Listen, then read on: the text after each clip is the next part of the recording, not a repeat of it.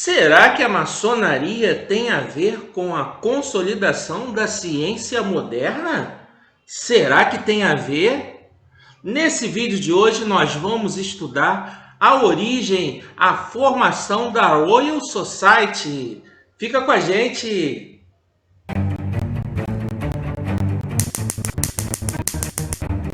Olá, eu sou o professor Anderson Lupo Nunes, seja muito bem-vindo. No vídeo de hoje vamos falar das origens da Royal Society e como a maçonaria tem a ver com isso tudo aí. Tudo nesse vídeo, fica com a gente. A Royal Society foi fundada em 28 de novembro de 1660. Por lá passaram grandes nomes da ciência, como Sir Isaac Newton. No vídeo aqui em cima no card a gente fala sobre a vida de Isaac Newton e a gente fala de como a Royal Society foi importante em sua vida, em seu trabalho. Ele até foi um dos seus presidentes. Para a gente poder entender essa história direitinho, a gente precisa entender o contexto da Inglaterra no século 17, de 1601 até 1699, o contexto de tudo o que estava ocorrendo na Inglaterra. O parlamento inglês existe desde 1215, a partir de uma rebelião que ocorreu entre os condes e barões contra o poder do rei, que era ilimitado. Foi estabelecido a primeira Carta Magna, que é a Constituição da Inglaterra. Mas durante os reinados dos reis Henrique VIII e Elizabeth, que concluiu o reinado dela em 1603, o poder real cresceu bastante e algumas funções do parlamento foram suprimidas. A partir do reinado do rei Jaime VI, houve um certo equilíbrio e o parlamento quis retomar um pouco da sua predominância. O filho de Jaime VI, Carlos I, assume o trono em 1625 e a partir daí começam a ter mais conflitos entre parlamento e monarquia. Com a ascensão ao poder do rei Carlos I, houve um conflito muito grande com o parlamento, a ponto do rei destituir o parlamento. Isso tudo acabou desembocando numa guerra civil.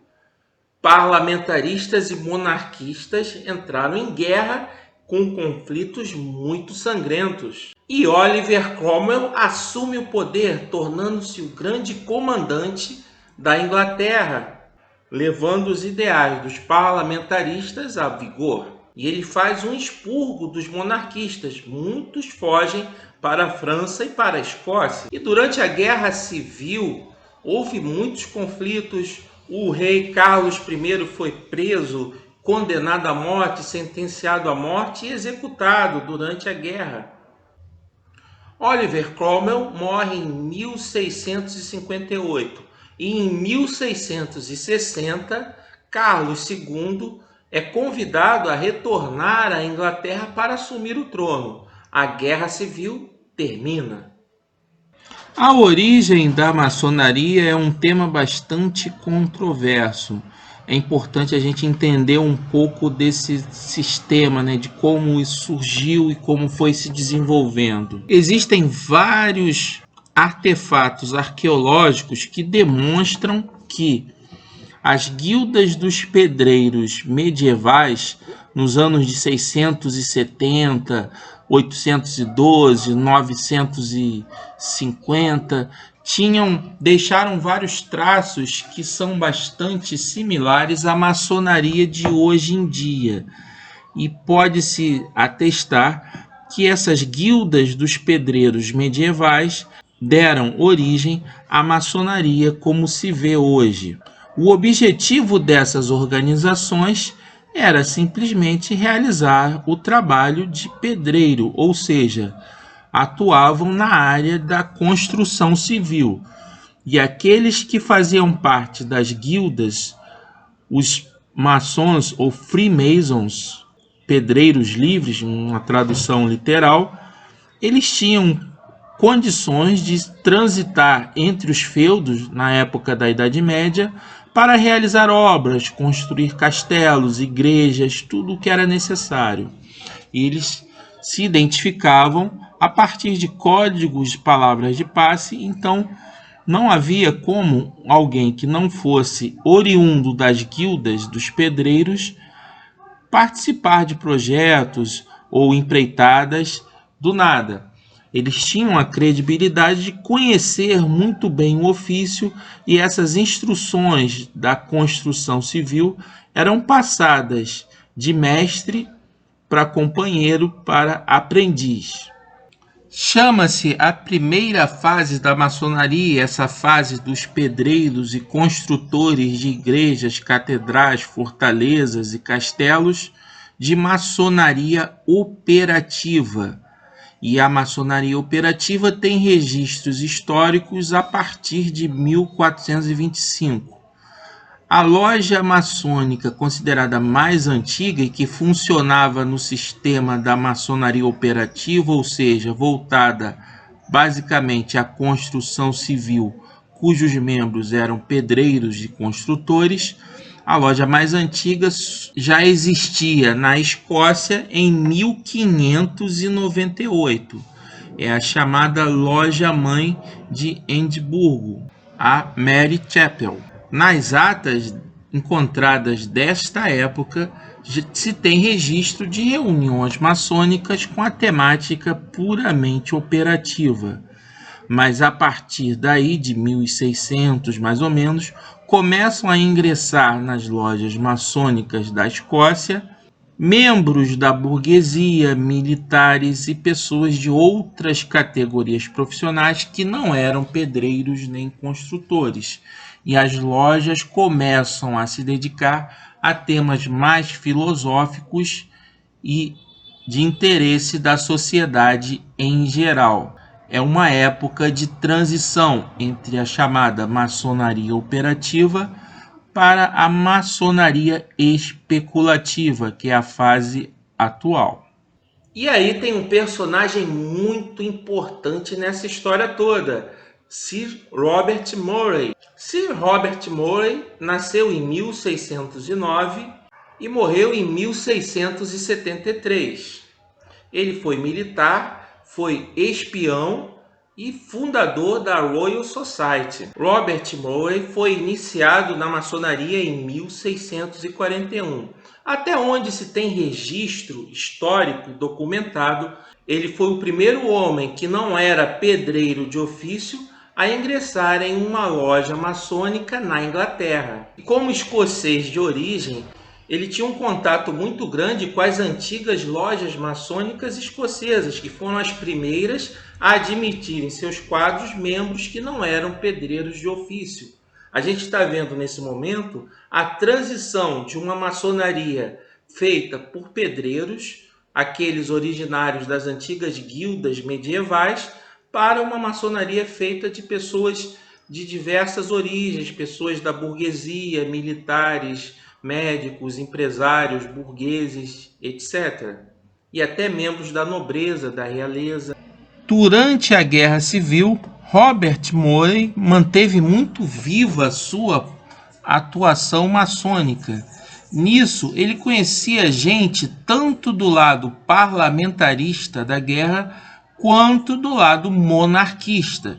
A princípio, Robert Murray estava do lado monarquista e ele estabeleceu uma amizade grande com o filho do rei Carlos I, que se tornou rei também, o Carlos II.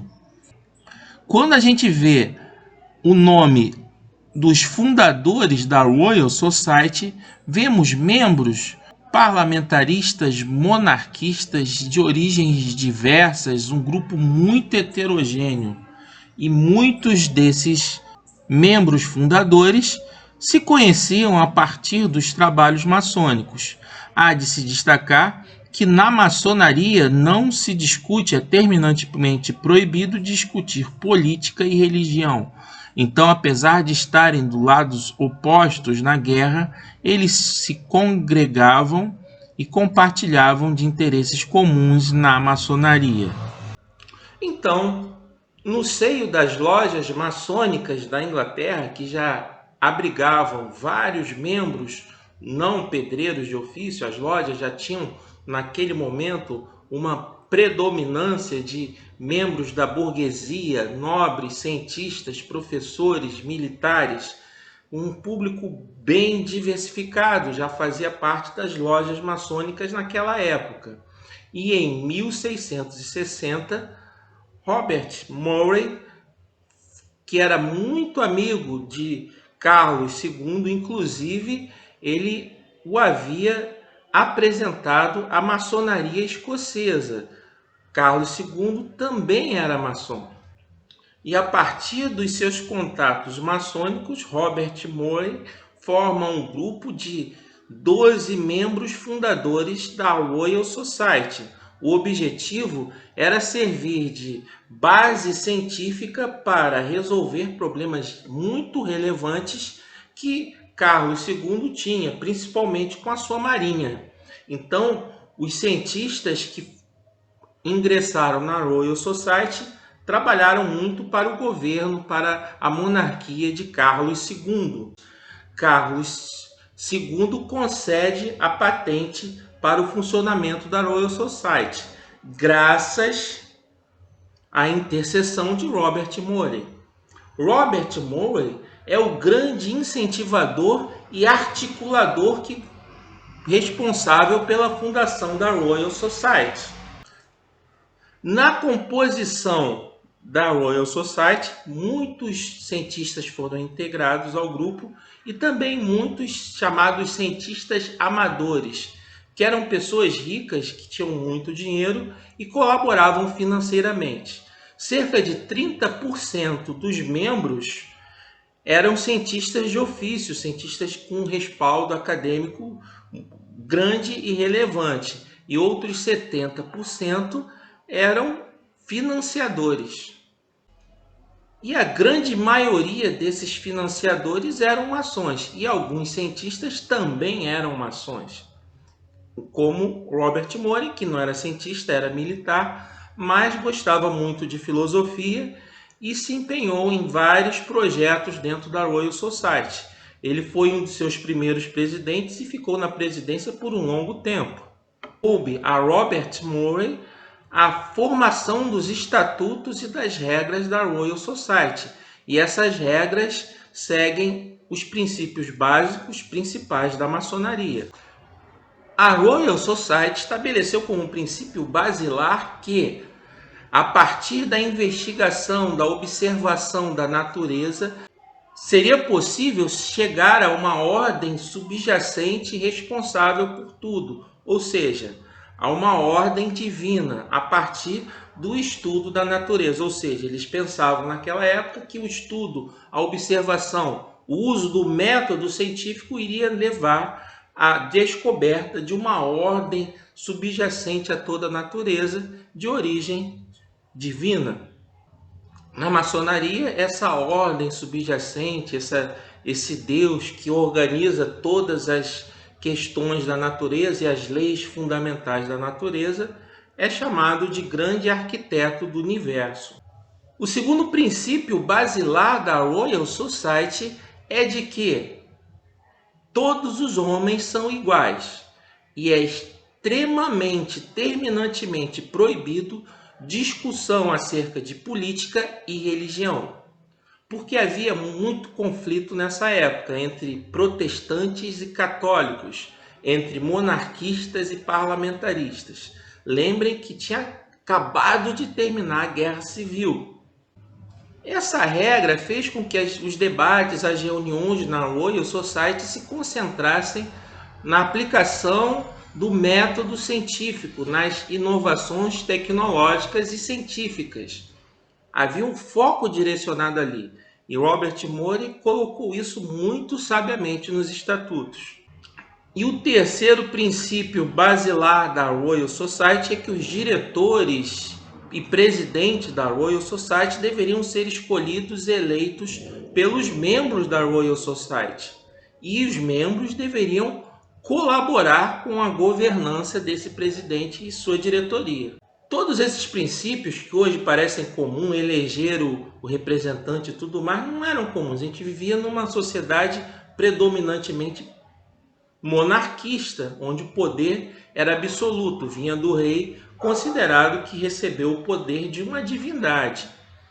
Então, a transição dessa mentalidade absolutista para uma mentalidade democrática teve muita influência, como se vê, da maçonaria. Mas esse não é o assunto desse vídeo, mas vocês percebam que isso estava presente também na Royal Society. Como se vê, a estrutura básica da Royal Society, seus estatutos, princípios básicos eram puramente maçônicos. Então, por 200 anos, quase 200 anos, a Royal Society funcionou com uma predominância de membros cientistas, entre aspas, amadores, mas na verdade financiadores de todo o projeto, de toda a Royal Society, e uma outra parte de cientistas de ofício de grande respaldo que tinham grandes produções acadêmicas. Por conta da Royal Society, que em 1687 Isaac Newton publicou seu Principia e se tornou um dos cientistas mais importantes da história. A Royal Society deu um apoio fundamental. A gente comenta sobre isso no vídeo aqui no card, aqui em cima. Mas houve um momento que a maçonaria acabou se desvencilhando da Royal Society. Nesse início, 1660 até 1700 e pouco, 1740, no início da fundação da Grande Loja Unida de Londres, que é a primeira potência maçônica que surgiu, dos 22 grão-mestres até 1740, 12 deles eram membros da Royal Society. Então essa conexão entre Royal Society e maçonaria era intrínseca, era forte, era fundamental. Mas teve um momento que isso foi interrompido. A partir da ascensão ao poder na Inglaterra da dinastia Hanover, que era protestante, eles queriam apagar os rastros e legados da dinastia dos Stuarts. Então os Stuarts foram quase deletados da história. Aí o que acontece? Na Royal Society tinha muitos registros ligados à dinastia dos Stuarts, começando por Robert Murray e outros e outros e outros. Então, muita dessa informação foi deletada. O Duque de Sussex, primeiro, ele foi grão-mestre da maçonaria britânica e limpou os rituais e todas as questões da maçonaria das origens escocesas. Ele fez esse expurgo de tudo que veio dos escoceses. Isso na Inglaterra. Nos Estados Unidos, o chamado escocesismo permaneceu e surgiu o rito escocês antigo e aceito nos Estados Unidos. Ele prosperou e dali foi para o mundo, para o Brasil, etc. Mas na Inglaterra não é, entenderam? Então eles fizeram essa limpeza da maçonaria inglesa, isso no século XIX, 1800 e pouco. Quem fez isso foi o Duque de Sussex. Depois ele foi eleito presidente da Royal Society. E aí ele fez a mesma coisa na Royal Society. Limpou todas as origens e as questões maçônicas que ele pôde deletar, destruir, esconder, ele fez. E a partir da saída da presidência da Royal Society do Duque de Sussex, ele fez um trabalho tão bom que a partir daí a Royal Society tinha predominância de cientistas e os cientistas tinham controle. Então ela se tornou uma sociedade estritamente científica a partir de 1800 e pouco. Ou seja, 200 anos após a sua fundação, finalmente ela tem esse controle dos cientistas de ofício, sem a influência forte dos maçons. Mas essa presença foi importante no início porque a resistência religiosa ao método científico era forte. Então, a Royal Society conseguiu consolidar o método científico e a ciência moderna nos seus primeiros 200 anos, também com a participação e o apoio financeiro dos maçons. Um momento histórico e lindo da Royal Society foi a admissão de Stephen Hawking, que ocorreu quando este tinha 32 anos. Ele já estava com esclerose lateral amiotrófica de cadeira de rodas, mas ele ainda conseguia nessa época assinar com extrema dificuldade, quebrando o protocolo da liturgia que funcionava a Royal Society. Em vez dele ir até a mesa do presidente assinar a sua filiação, seu ingresso na Royal Society, o presidente foi até ele e levou o livro para ele assinar. E ele levou vários minutos para assinar com aquela dificuldade da esclerose lateral amiotrófica. E quando ele finalmente conseguiu concluir a assinatura com aquela dificuldade toda, houve um aplauso, todos aplaudiram de pé, um momento emocionante na Royal Society. E vocês sabem que Stephen Hawking ocupou a cadeira na Universidade de Cambridge de Isaac Newton, cadeira de professor lucasiano.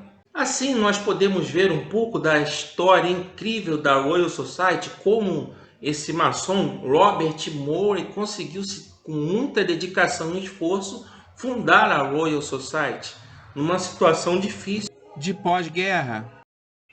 É uma história muito bonita que a gente viu aqui uma parte básica de tudo isso. Espero que tenham gostado do vídeo. Se inscrevam no canal caso não tenham inscritos. Assista os vídeos que estão aparecendo aqui. E tchau, até a próxima. Valeu!